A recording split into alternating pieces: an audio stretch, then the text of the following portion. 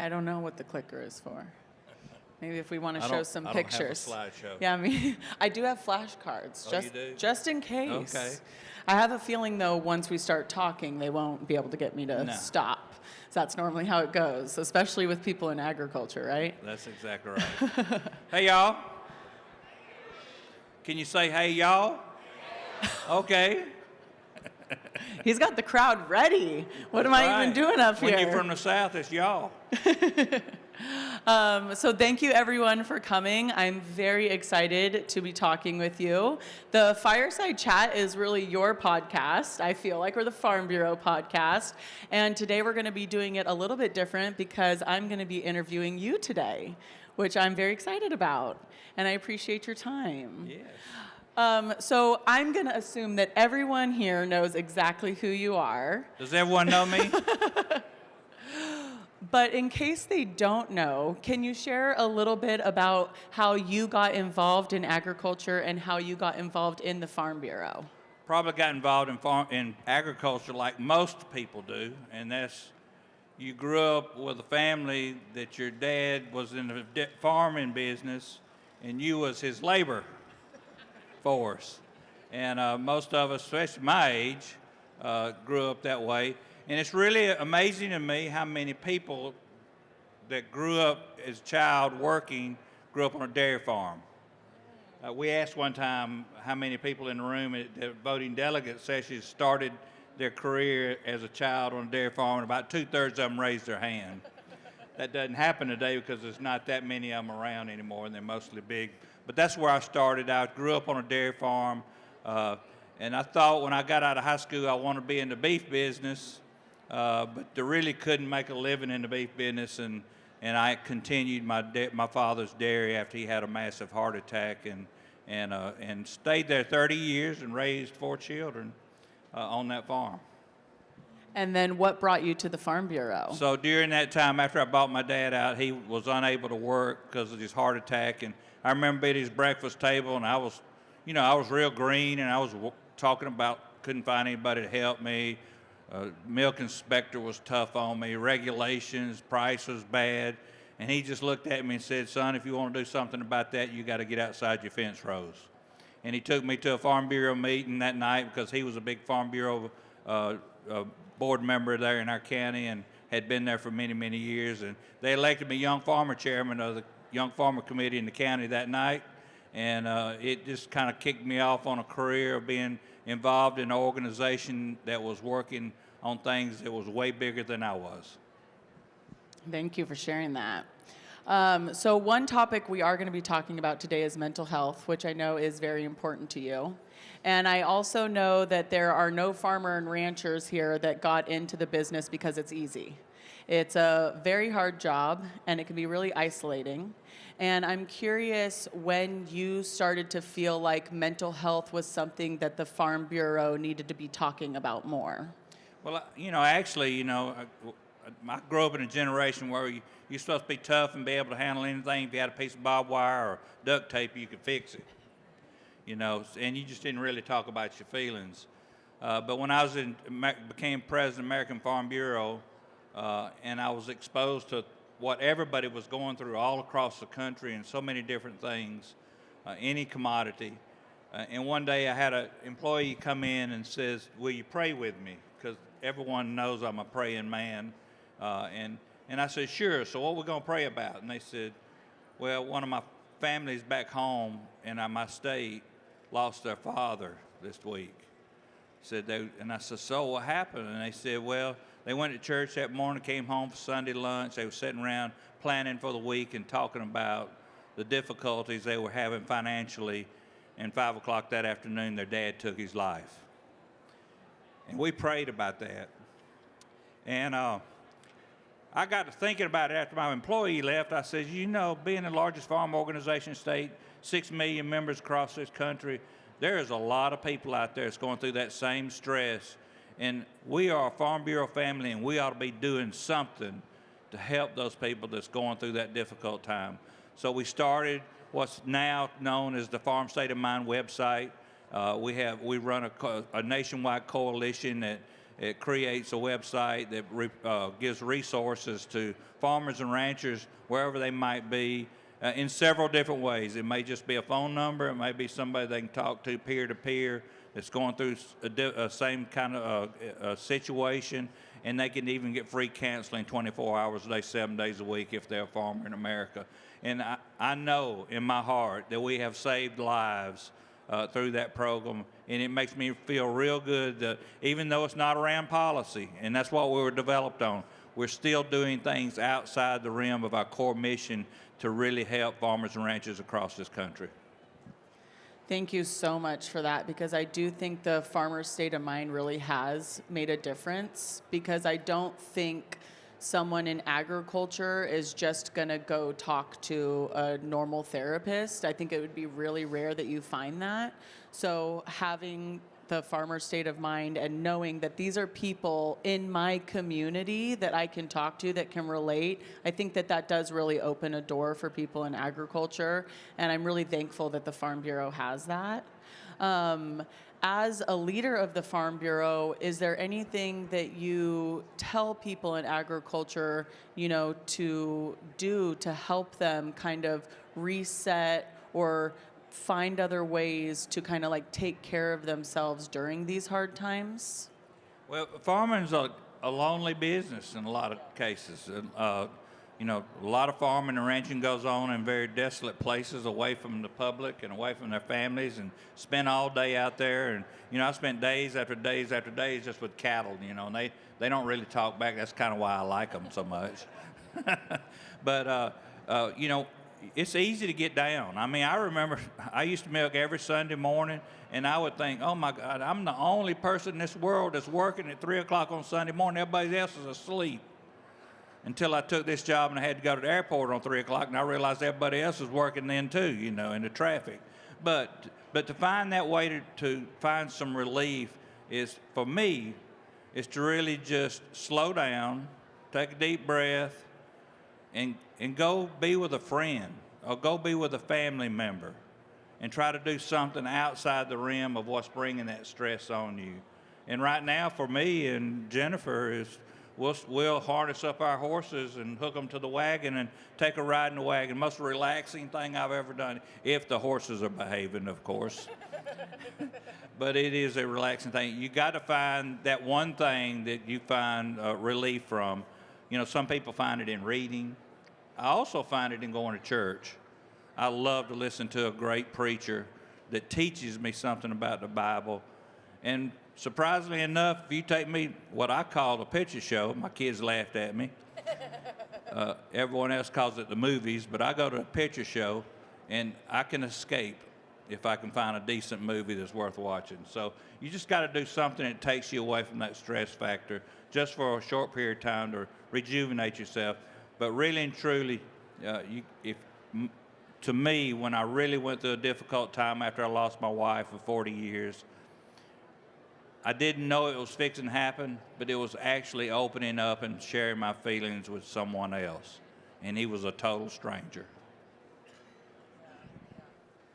Do you want to share any more about that experience of yourself sharing your story and maybe how we can encourage other farmers and ranchers to let them know it's okay to share? Sure, I don't mind sharing it at all. I mean, I've shared it all over this country, and I would tell you before I did it, if you told me that's what I needed to do, I would have never done it. But after I lost Bonnie and being that person that knew that he could fix anything and handle it himself, and you just didn't show your emotions, I bottled it all up inside like most people do.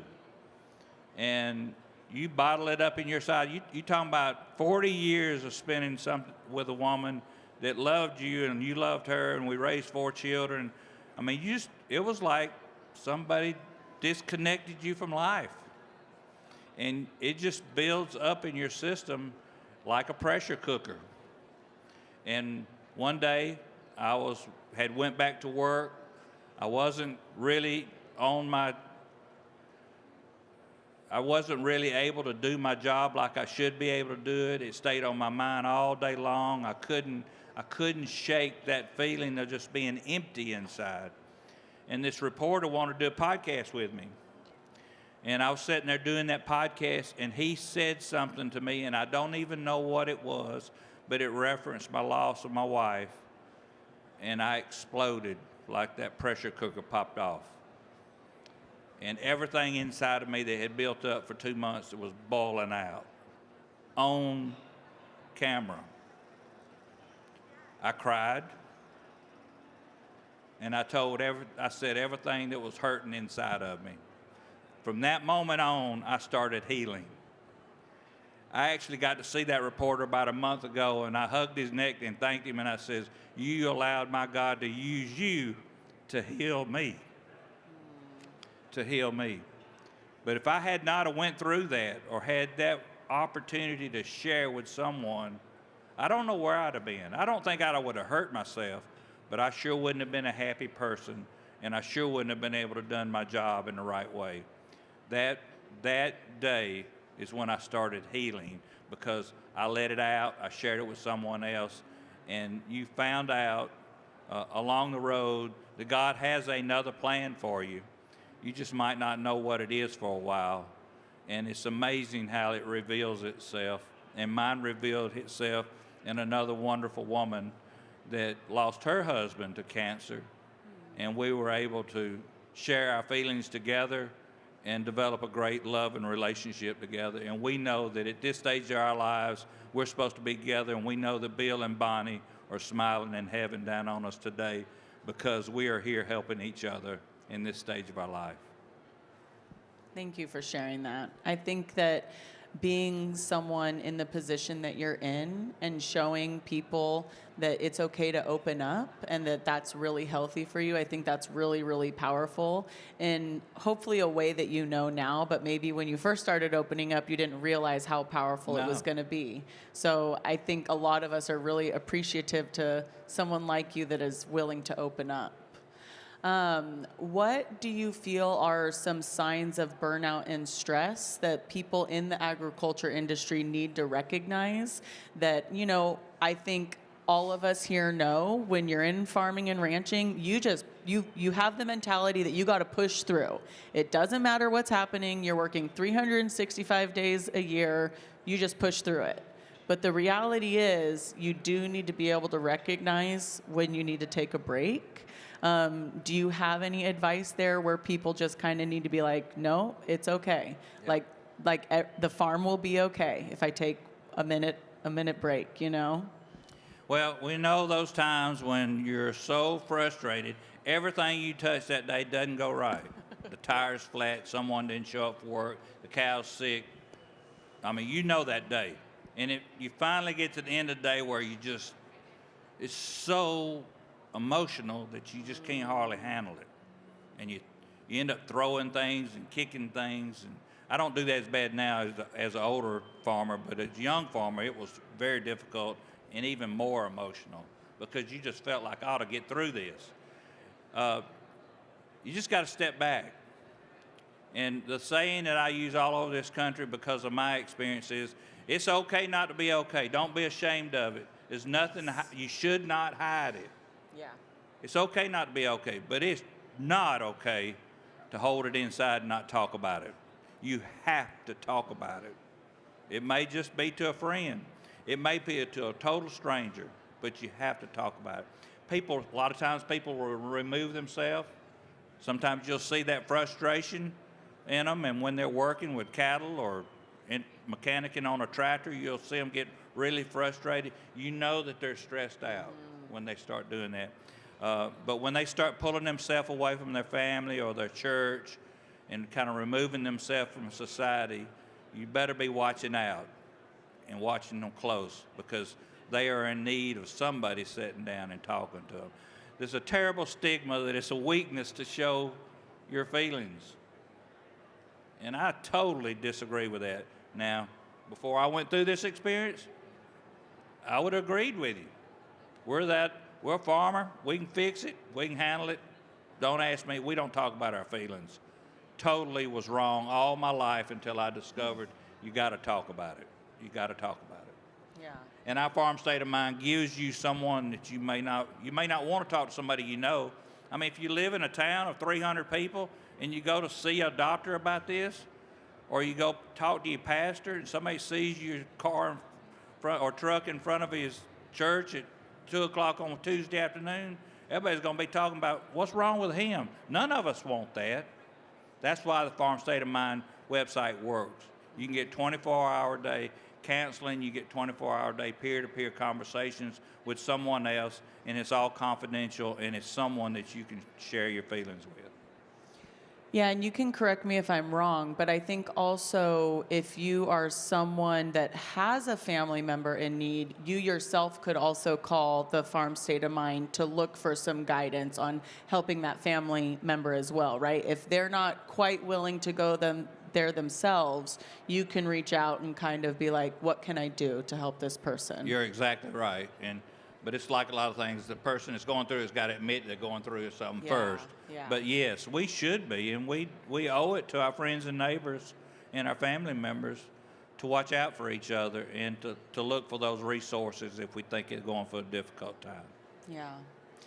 So to change it a little bit, try to get a little bit lighter note here, I'm curious what gives you hope for the future of agriculture and the people that are coming into it, the younger generation coming into ag. What are you looking forward to? Well, what gives me hope is, agriculture always gets through. I mean, it's tough, it's hard. I mean, you think it's just going to bleed you to death of your energy and your emotions and your finances and everything. But we always get through, and the personality of a farmer to be tough and get through this always wins out. Yeah. And we just find a way.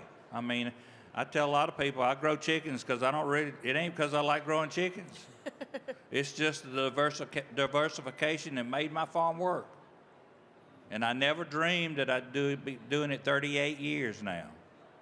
But I'm still doing it. It's not my favorite thing to do, but it works on my farm. So a lot of times you got to do some things that you don't really want to do. But I see in farmers all over this country the incredible innovation and the creativity they have and the drive that they have to succeed and carry on. One of the biggest pressures we carry is my father and my grandfather and his father started this thing, and I'm not going to be the one that stops. And it drives us, and it drives us hard. Now, I stopped dairying. It had been in my farm, my family for generations, but I carried the farm on, and we're doing beef, cattle, and poultry now. But it was hard just to stop the dairy part. I mean, that was extremely emotional for me. Yeah. Not only had I invested 30 years in growing that 300 head of cattle and breeding them to where they were at, I was not going to do what my dad and my granddad did anymore. Right. In the same facilities and same barn, and that was very stressful for me. But I found the satisfaction in other parts of agriculture. And I think I see the young people that's coming to agriculture today, they're more willing to adapt to new, innovative things and diversifications than we as older farmers are. Hey, I'm almost 70. I want to do cows. I'll do chickens to keep my cows on my place. But I really don't want to do anything else. But if push come to shove, and that's what it takes to survive the farm, we'll find something else to do on that farm. Yeah, I hear what you're saying with you not wanting, no one wants to lose their family's farm. But I think that it is important to be okay with changing exactly what you're doing, because that doesn't lose the family farm. You're just evolving, and I'm getting up there in the whole age of 35 now. but I remember when I first started, it was kind of like, okay, this is a lot of pressure. I'm not sure. And then I was really lucky because my dad actually told me, I don't want you to grow what I grow. I want you to find something else. I don't see a future in this product for you.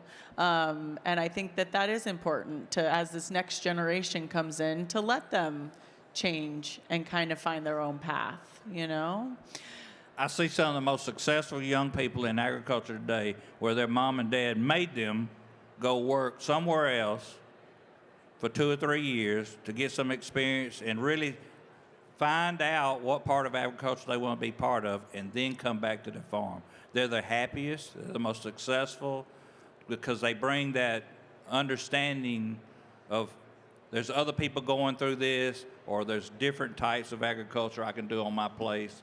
And I also see families say, you come back to the farm, we want you on the farm, but you got to bring your own thing.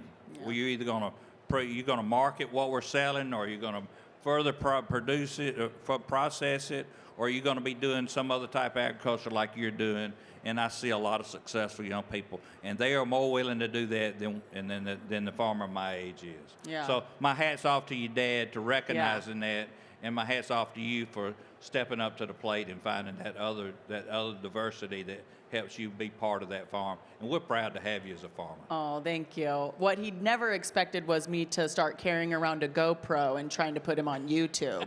He was like, that was not part of the plan. I just wanted you to grow something different. Don't put me on the internet.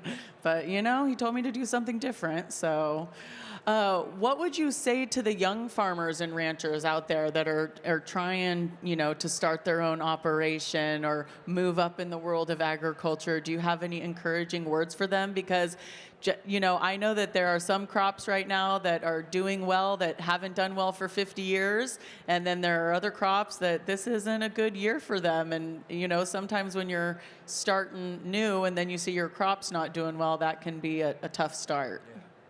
It is, and the tough thing about agriculture is like a roller coaster ride. My dad says, it's a roller coaster ride. Put your seatbelt on, pull it up tight, because you're going to need it. Because this is to throw you out in the road at some point in time if you're not strapped in.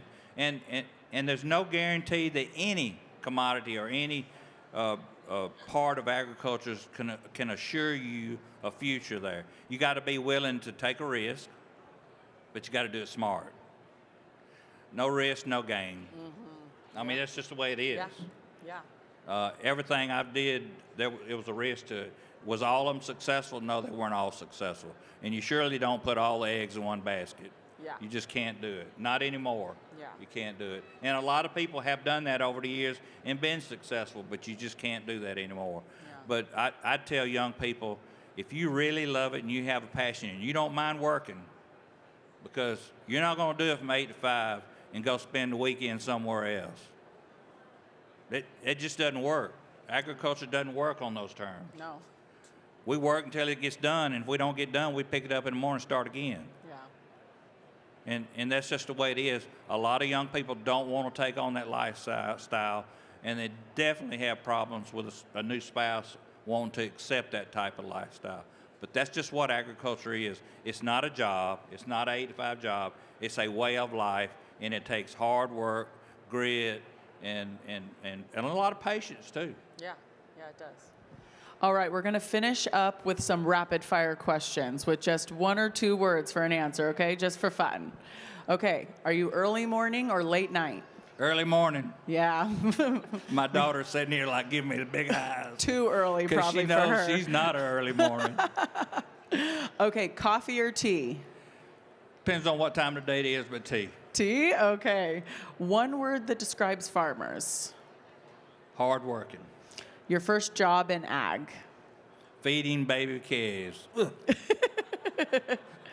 Every woman ought to have that job. They're good at it. I was not good at it. Favorite thing about being on the farm?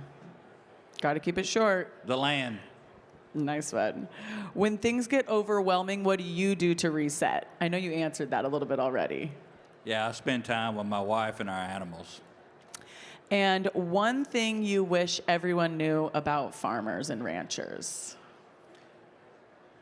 They're amazing people with the kindest hearts. Yes, they are. I believe that. Well, that wraps up our podcast, our fireside chat for today. I really appreciate your time and your encouraging words to all these farmers and ranchers. I think you are an amazing leader of the Farm Bureau, and I hope you know the impact that you're making on this organization, because I think it's really, really powerful. I might just be old farm boy from Georgia, but we are American agriculture. And we're the American Farm Bureau, and there is nothing that will stop us from building a bright future for ourselves and our children and our grandchildren.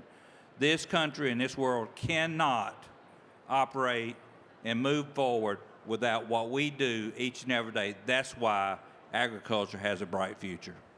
Everyone give it up for President Duvall.